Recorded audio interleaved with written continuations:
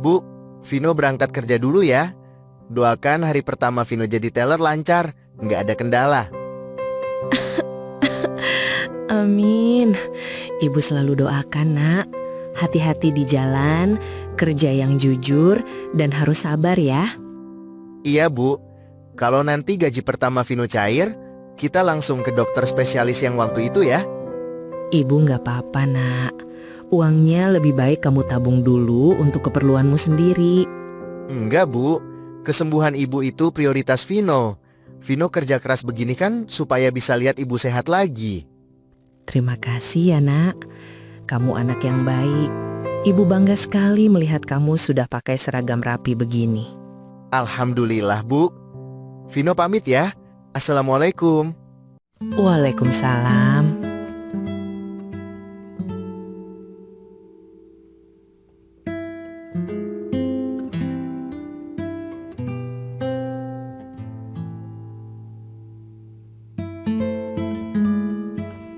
Selamat pagi, Vino. Ini dia tenaga muda yang kita tunggu-tunggu. Penampilan kamu hari ini benar-benar mencerminkan standar Bank Poncer. Sangat mengesankan. Selamat pagi Pak Baron. Terima kasih banyak sudah memberikan saya kesempatan untuk bergabung di sini. Saya siap memberikan yang terbaik. Santai saja, Vino. Di sini kita semua adalah keluarga besar. Prinsip saya simple. Kalau karyawan rajin, nasabah senang, kantor pun berkembang. Perkenalkan, ini Bella. Dia customer service andalan kita yang akan membantu kamu menyesuaikan diri. Halo Vino, selamat bergabung ya. Nanti kalau ada kesulitan soal prosedur transaksi atau masalah sistem di meja teller, langsung tanya saya aja. Jangan sungkan. Terima kasih Mbak Bella. Mohon bimbingannya ya. Saya akan berusaha supaya cepat menguasai alur kerja di sini. Nah, itu yang saya cari. Semangat untuk terus belajar. Di Bank Poncer ini, dedikasi dan loyalitas adalah kunci utama. Selama kamu bisa menunjukkan performa yang luar biasa, jenjang karir kamu di sini pasti akan cerah. Baik Pak, saya sangat termotivasi untuk membuktikan kemampuan saya dan menjaga nama baik bank ini. Bagus, saya pegang janji kamu. Nah sekarang, mumpung jam operasional belum dimulai, ayo kita ke tengah lobi sebentar. Semua staf kumpul dulu untuk apel pagi. Saya mau menyampaikan arahan penting agar hari ini berjalan maksimal. Ayo Bella, Vino, kita kumpul sekarang.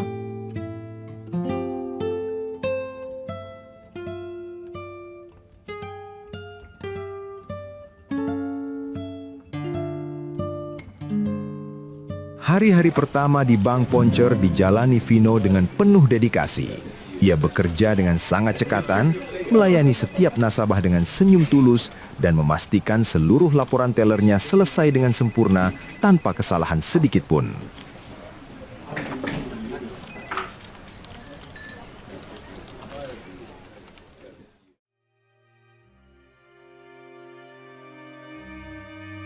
Selamat pagi semua. Saya lihat kemarin performa kalian cukup baik. Tapi bagi saya, cukup itu artinya belum berhasil. Di Bank Poncer, kita nggak butuh orang yang biasa-biasa saja. Mbak, memang tiap pagi suasananya setegang ini ya. Shh, dengerin aja. Jangan sampai ketahuan ngobrol. Mulai hari ini, saya mau target pembukaan rekening naik 2 kali lipat. Tidak ada alasan sistem lambat atau nasabah sepi. Saya tidak mau dengar keluhan. Tapi maaf Pak, kalau antrian teller sangat padat, apa kamu tetap harus menawarkan asuransi dan kartu kredit ke setiap nasabah? Tentu saja, itu tugas kamu. Kalau kamu tidak sanggup, masih banyak orang di luar sana yang antri mau kerja di sini. Kamu paham? Paham Pak. Bagus. Satu lagi, saya tidak mau lihat ada lampu atau AC menyala di ruangan yang tidak terpakai lebih dari 5 menit. Listrik mahal.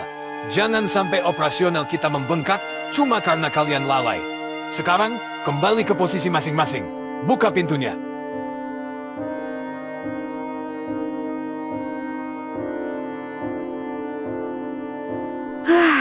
Akhirnya jam pulang juga. Rasanya badanku kayak mau rontok.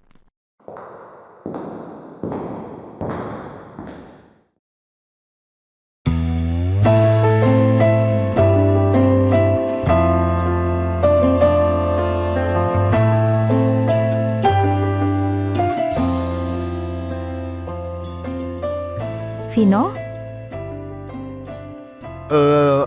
Mari Mbak Bella. Pulang duluan ya. Pekerjaan saya sudah beres semua kok. Vino, mending jangan dulu deh. Duduk lagi aja di tempatmu sebentar. Aku takut kalau kita... Takut apa, Bella? Takut saya nilai kalian tidak punya loyalitas. Hoha, hebat ya. Baru jam 5 tank sudah siap-siap lari. Pak Baron, maaf Pak. Saya pikir karena pekerjaan sudah selesai, saya bisa pulang tepat waktu untuk urusan di rumah. Emang begitu ya, sopan santun anak baru di Bang Poncer. Kamu nggak lihat mobil saya masih ada di luar? Kamu nggak lihat saya masih duduk di ruangan saya? Maaf Pak, maksud saya nggak bermaksud nggak sopan, tapi semua laporan sudah saya selesaikan. Ini nih, kebiasaan anak zaman sekarang, apa-apa mintanya work-life balance. Kamu tahu nggak, dulu saya waktu seumuran kamu, lembur sampai malam aja saya nggak pernah ngeluh. Saya nggak akan berani pulang sebelum atasan saya pulang. Maaf Pak, saya hanya mengikuti jam kantor yang ada di kontrak. Kontrak? Di sini aturan saya lebih tinggi dari kontrak. Saya ini supervisor kamu. Kamu itu butuh belajar cara hormat sama atasan. Sekarang, taruh lagi tasmu. Kembali ke meja dan cari apa yang bisa dikerjakan. Jangan ada yang berani keluar dari kantor ini sebelum saya pulang. Mengerti? Iya Pak.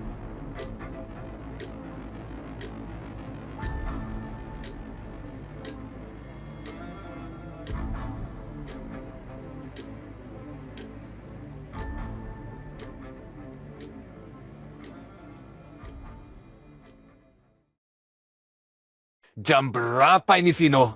Kamu pikir Bang Poncer ini punya nenek moyang kamu? Bisa datang seenaknya? Maaf banget Pak.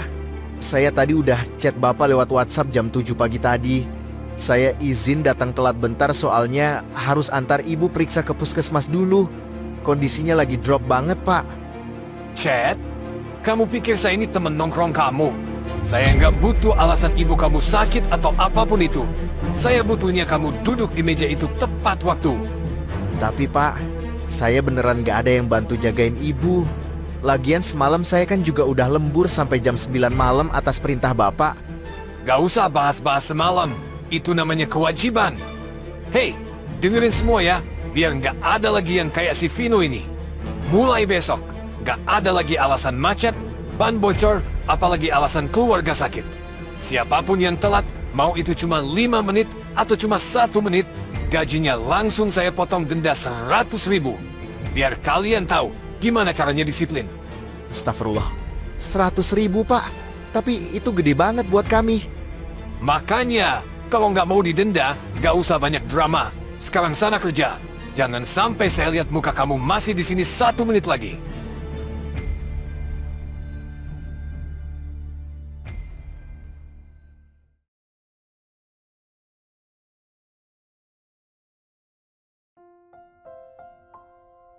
Mbak Bella, aku minta maaf banget ya. Gara-gara tadi pagi aku telat, kalian semua jadi ikutan kena aturan denda 100.000 itu.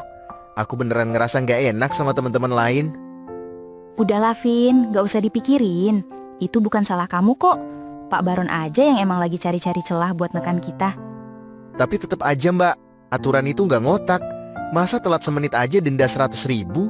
Itu kan sama aja ngerampok gaji kita. Sebenarnya ya Vin, Pak Baron itu dipindah ke sini gara-gara bermasalah. Dulu dia sempat naik jabatan jadi kepala cabang di kantor pusat. Tapi karena ulahnya, akhirnya dia dipindah ke sini dan turun jabatan jadi supervisor doang. Hah? Jadi dia ini turun jabatan Mbak? Pantesan aja galaknya minta ampun. Kayak orang lagi dendam sama dunia. Iya, makanya dia gila hormat banget. Dia pengen ngebuktiin kalau dia masih punya power dengan cara nindas kita. Mending kita cari aman aja deh kalau sama dia. Pantesan. Oh iya Mbak, ini udah malam banget. Mau bareng nggak? Sekalian aku antar pulang mumpung aku bawa motor. Makasih ya Vin tawarannya, tapi nggak usah.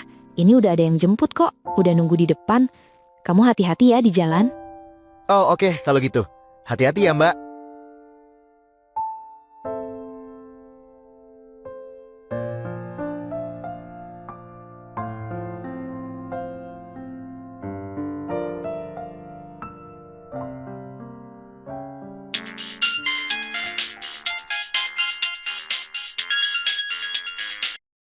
Halo, ada apa lagi, Vino? Jam segini kok belum sampai kantor? Kamu mau telat lagi? Halo, pagi Pak. Mohon maaf banget sebelumnya Pak. Hari ini saya nggak bisa masuk kantor. Badan saya bener-bener lemes dan meriang banget Pak. Kayaknya drop gara-gara kehujanan kemarin. Apa? Sakit?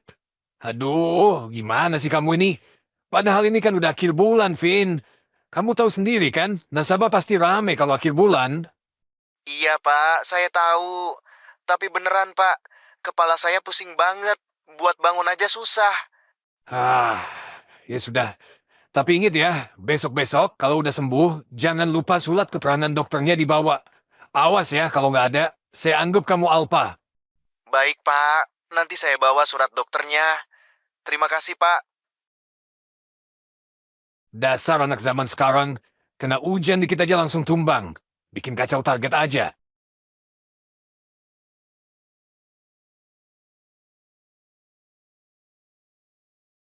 Vino, Bella, kemana sih ini orang-orang? Kok nggak ada yang standby? Oh, bagus ya. Jam berapa ini? Jam istirahat udah mau selesai, kenapa kalian baru muncul?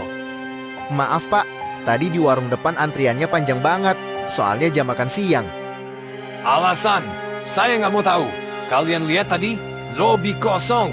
Kalau ada nasabah besar datang gimana? Perhatian, mulai besok, saya nggak mau lihat lagi ada karyawan yang keluar kantor pas jam istirahat.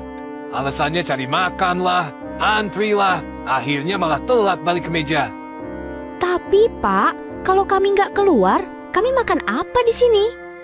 Tenang, saya sudah siapkan solusinya. Istri saya bakal kirim catering setiap hari ke kantor. Jadi, kalian tinggal makan di kantor. Harganya berapa ya kalau catering gitu? Gak usah pusing, harganya cuma 40.000 aja per porsi. Sudah lengkap sama air minumnya. Murah kan? Bandingkan sama waktu kalian yang kebuang kalau cari makan di luar. 40.000 Pak, itu kan mahal banget. 2 kali lipat harga di warung depan. Kamu ini ya, Vino, dikasih kemudahan kok malah banyak protes. Pokoknya saya nggak mau tahu, semua wajib ikut. Dan denger ya, saya nggak mau ribet urusan administrasi kantor. Jadi, tiap awal bulan, kalian harus setor cash langsung ke saya buat jatah makan sebulan. Harus lunas di muka, gak ada yang boleh nolak. Harus cash ya Pak? Berarti hampir 1 juta dong sebulan? Ya iyalah, emang kamu pikir istri saya masak pakai batu? Besok pagi saya tunggu uangnya di meja saya, paham?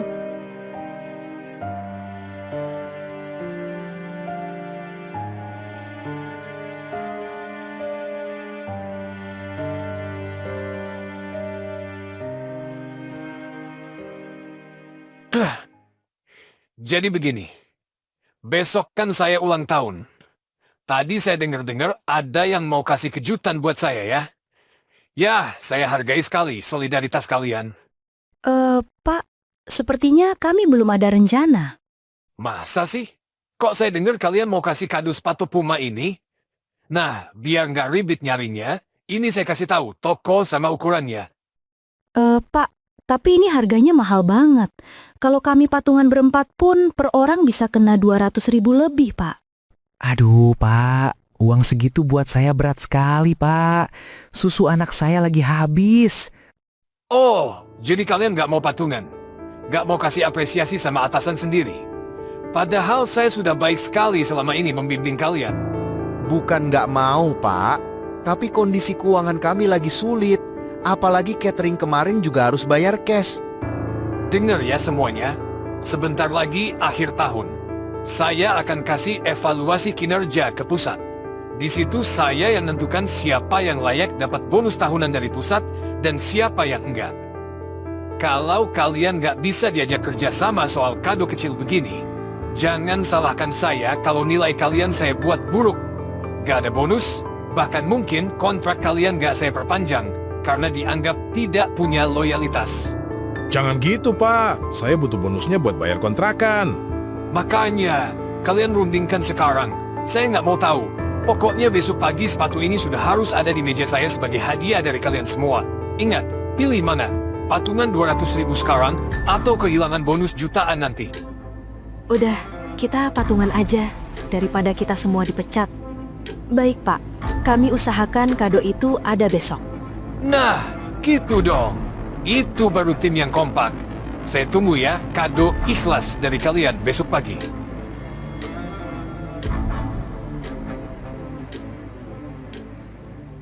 Jujur ya, saya bingung mau ngomong apa sama istri di rumah. Tadi terpaksa patungan 200.000, sekarang makan catering 40.000 yang rasanya hambar gini. Uang belanja bulan ini ludes. Sama Pak Mamat, saya juga harus nahan cicilan motor bulan ini. Aturan Pak Baron bener-bener gak masuk akal. Apa-apa patungan, buat inilah, itulah. Saya malah lebih kepikiran obat ibu saya. Pak Baron mah nggak mau tahu.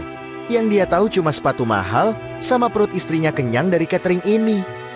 Emang keterlaluan itu orang. Peras keringat orang kecil buat gaya hidup dia. Biarin aja. Orang zolim kayak gitu semoga cepat kena azab. Biar dia ngerasain gimana rasanya susah dan menderita kayak kita. Astagfirullah, kaget saya. Wush, hati-hati kalau ngomong Pak Mamat. Ucapan itu doa, apalagi kalau orang lagi terzolimi gini. Abisnya, saya sudah nggak tahan lagi Mas Vino. Semoga Tuhan yang balas. Nah, gini kan enak dilihatnya. Mengkilap, mewah. Memang pantasnya nempel di kaki gue, bukan di etalase toko.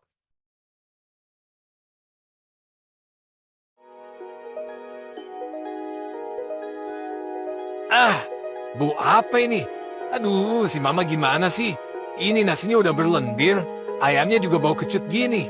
Apa karena dia pakai bahan sisa pasar kemarin dia untung gede? Keanehan pun terjadi. Entah mengapa, semua makanan yang hendak dimakan Pak Baron seolah-olah makanan itu telah basi dalam sekejap mata. Mending cari warteg depan aja deh. Tapi lewat pintu samping, jangan sampai ketahuan anak-anak kantor. Bahaya kalau ketahuan gak doyan catering sendiri.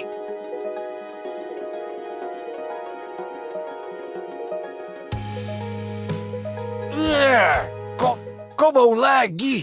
Aneh, ini warteg apa tempat sampah sih? Masakannya bau basi semua. Heh, kucing dekil, pergi sana. Hus, hus. Udah makanannya bau sampah, sekarang malah ada kucing kurap naik-naik ke meja. Heh, turun. Jangan berani-berani lu ya. Nelunjak ya lu. Ah, sakit tangan gue.